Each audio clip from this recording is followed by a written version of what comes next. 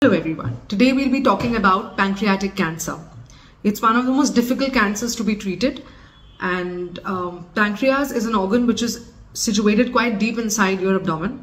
It has two parts. One is an exocrine part which secretes digestive enzymes into the small intestines so that your fats, proteins and carbohydrates gets digested. Another part is the endocrine part which secretes insulin and glucagon, which helps in the glucose metabolism. Majority of the pancreatic cancer originates from the epithelial cells lining the ducts of the pancreatic glands, that is in the exocrine part, especially in the head and neck region.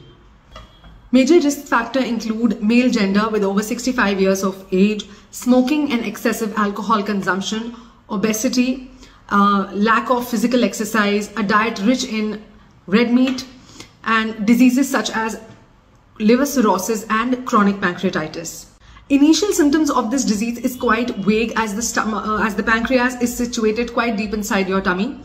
The initial symptoms can be nausea, vomiting, loss of appetite, loss of weight, and mild discomfort in the abdomen.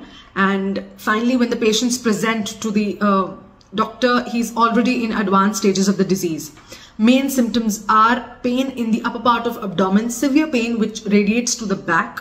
One of the main symptoms is obstructive jaundice, when the tumor presses upon the common bile duct, which leads to light colored stools, dark urine, excessive itching on the body.